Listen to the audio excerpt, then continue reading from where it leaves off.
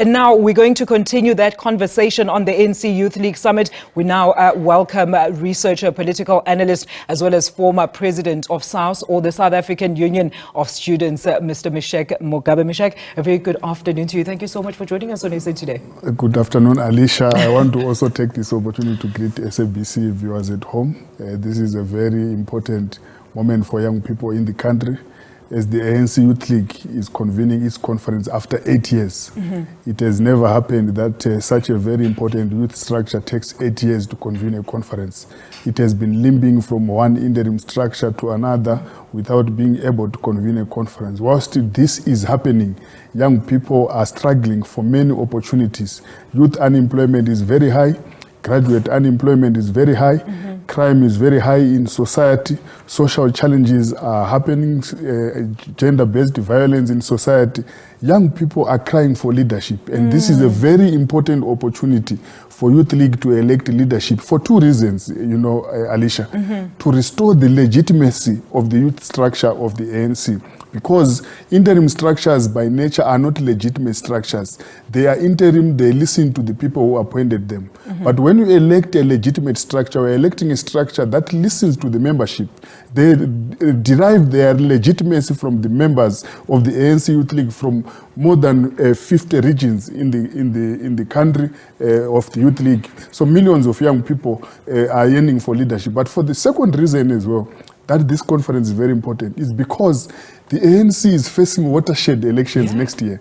ANC is facing a threat of being pushed below 50% in the upcoming national elections. Based on history, you can check the ANC moved from 60%, 60s, 50, now we are in the metros below 50% already. Now we are saying, this is a very important conference. As political analysts, we think that young people must not miss this opportunity, because the mother body, the ANC, needs young people to rally behind what we usually call virgin voters, first-time voters. They listen to their peers more when they are galvanizing the ground, mobilizing them behind the banner of the ANC going to next election. So this conference is very, very important, Alicia.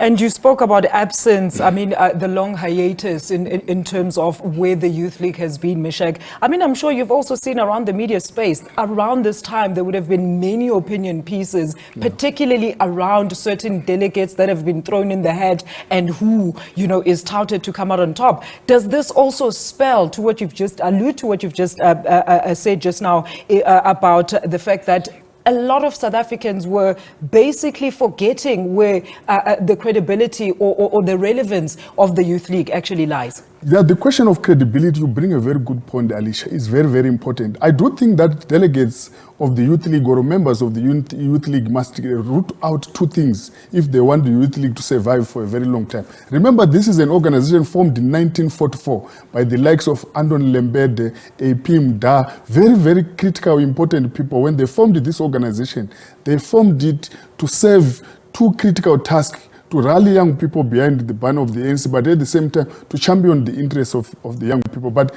this organization is also a preparatory school for the ANC. It has produced the likes of Fikile Mbalula, who are speaking, who is from the Youth League, is now in the ANC. So you graduate from the Youth League to the ANC. So this organization is very, very important. So to your question, the question of credibility is important. So you must get rid of two things.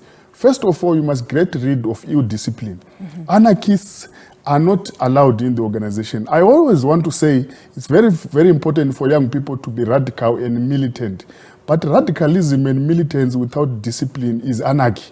And members of Youth League must reject anarchism, such as people who say, if I cannot be elected, then no one must be elected. The conference must collapse. The populists who say the organization, even if it is to die, as long as they continue to shine. Those are anarchists who must be get rid of in an organization. But number two, you must get rid of manipulators, people who manipulate processes and, do membership in a clandestine manner and not allow bona fide people to participate in a conference. So you need to get rid of those two elements. Once you do that, you are going to have a Youth League that will survive for a very long time. And then, Misheck, look, the Congress, of course, I'm sure you've been following it, got off to a very rocky start with the suspension of Uxola and others in the Eastern Cape Congress. What did you make of that whole debacle? As you were talking now, they need to be disciplined in order to progress forward as a unified front. Yeah, no, I did follow that event from the Eastern Cape and the suspension of Xola, and also the registration process that took almost 3 days to finish. Those are issues that come with a conference. It comes with its own challenges. Remember, conference that is elective of this nature, it is contested, highly contested. Young people are vibrant, and in the process some make mistakes, and in the process some commit blunders, and in the process some... Emotional. Yeah, exactly. You put it rightly. So the ANC had to stamp authority to say, this youth league, even though it is autonomous, but this is a youth league of the ANC. I always want to argue that the question of autonomy is debatable. You know why I say it's debatable? Yeah, because since the formation of the youth league in 1944, the question of autonomy is something that people sometimes they like to abuse, you know, in the process. It is the most abused word during this conference where people always speak about. I want to speak about interdependability.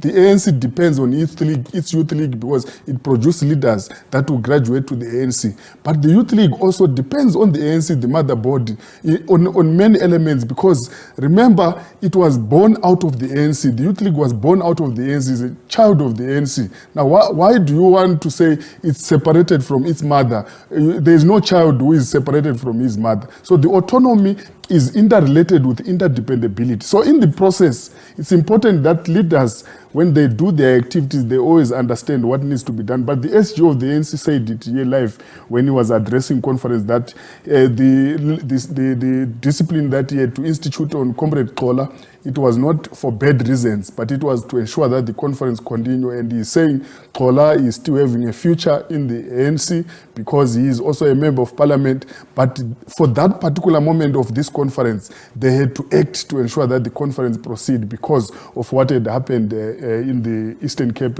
conference. But one thing I want to make about that is that the leadership that will be elected today in this conference have got a duty to unite the ANC Youth League. They must not go and victimize those who contested them, but it must unite the ANC Youth League, integrate the ANC Youth League, like what the ANC has done.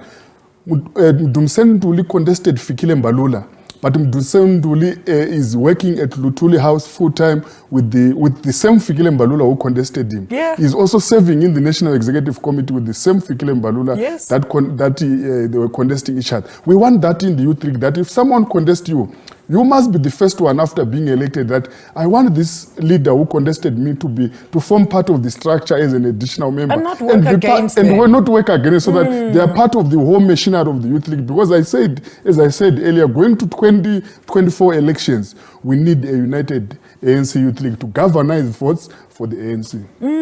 Now, Misheck, Colin Malachi and his slate, of course, are the only ones that have met the threshold to appear on the ballot. There are those that can be raised from the floor, but what is the likelihood of the slate actually winning at this point? What are your projections? No, I always want to speak the truth about voting process in terms of conference phenomenon. Based on our analysis as researchers, we always see that you don't win a conference on the door of the conference. You don't win a conference at the conference venue. There are many processes that are followed. You go to branches of the ANC, canvassing your manifesto, explaining what you stand for, what are the policy propositions that you are putting on the table, and young people believe in you. By the time they arrive in the conference, they are already sold an idea about you leading the ANC Youth League. Therefore, that's why now people who meet threshold, who are always on the ballot, are likely to be the one that get elected based on precedence. It's very difficult to meet threshold in the conference floor unless a miracle happens. So it's important as political analysts to always bring that to angle based on our analysis. But of course, it also happened in the Western Cape conference of the ANC that has just happened last weekend. Someone was raised from the floor, met threshold, and got elected, and is now the chairperson of the ANC in the Western Cape, but he was not, nominated by branches, so he did not meet threshold from branch nomination, but met threshold on the conference venue. But I'm just saying, in terms of, consistency, in terms of, majority of the conference that have happened in the past, it is usually those that are in the ballot already who end up emerging in the conference. Now, you also wrote an article on the existential crisis you say that the League actually faces. What kind of leadership would then need to emerge to avert such? No, you need, this is a very important question. The ANC Youth League needs leaders of high caliber. I said in that article that I wrote that you need the caliber of Andon Lembede. You need not to have only, people who are vocalists, who are only their activism is defined by their participation in other structures, but you also need professionals to be integrated into this structure. Economists must be elected to be in this structure. We also need people who are thinkers. I said in that article that the ANC Youth League in this conference must elect intellectuals to drive its thinking process, to drive policies, to drive ideas. We don't want populists, people who don't have any ideas. You must also avoid, people who want to push their selfish interests, but we want people who push the interests of the young people. And I do think that delegates of the ANC Youth League are capable of doing that. I think that this time around, based on the long wait they had for 8 years, they are now ready to elect the best leadership. I always observed all the leaders when they were speaking on SABC, those who are available to be elected from both sides of the divide and from all the factions. They are speaking about processes, audit process, they are speaking about registration, they are speaking about all those things. But no one has brought a clear idea that this is what I stand for young people. Remember, we've got 9 million young people who are not in education, not in employment, not in any form of training, what we call the net. And we wanted the Youth League, when they are given a platform to speak on TV, to say, this is what I would do to address that. We also have a huge army of unemployed graduates in the country who are also facing difficult challenges. But at the same time, as well, in institutions of higher learning, I can tell you some of the students are facing financial exclusion. What is the Youth League structure going to do about that? And also, we have seen in the past the Youth League and SAUS contesting each other in SRC elections. Yeah. We think that this conference must be able to stand authority to say the ANC Youth League must not contest institutions of higher learning but support its alliance partner SAUS. We would expect all those to be part of their policy proposition. But what do you say about nationalization of mines? What is your position as the ANC Youth League? What is your position, on expropriation of land? We want to hear what is their policy position, what is happening in Russia-Ukraine war. We want to see these leaders, what is their position and their thinking about what must happen about that kind of, in terms of international balance of forces. Yeah, Misheck, maybe just to wrap this up, I mean, you make a very valid point there, because in relation to your article, you did compare, of course, the current leadership to the likes of your Anton Lembedes and the Walter Sisulus. But do you think then it's a fair, it's a measure of it's a fair criteria rather to demand or compare the current leadership, because the current leadership that we have now has totally different problems than the class of 1944. No, you make a fair point, but the reason why we bring the likes of Anton Lembede into the picture as we discuss this current conference is because the likes of Anton Lembede, they understood the value of education. Yeah. They understood also the value of playing a role in the professional space. They understood the value of participating in the ideation space, policy formulation. We don't want leaders whom, when they are given a document on national health insurance, they are not able to analyze it. They are not able, they just insult people instead of analyzing. That's what we are saying. So we are saying we will need that high caliber. The test must be very high for you to lead the ANC Youth League. You must not just be someone who just want to take chances. The Youth League members must reject chance takers. We want people with the caliber of Anton Lembede, the caliber of Peter Mokaba, people who understood that the interest of the young people comes first before their own selfish interests. Misheck, thank you so much for joining us. That is, of course, Misheck Mugabe, who is a researcher, political analyst, as well as former president of SAUS, the South African Union of Students, also weighing in there, of course, on the Youth Elective Conference that is currently taking place.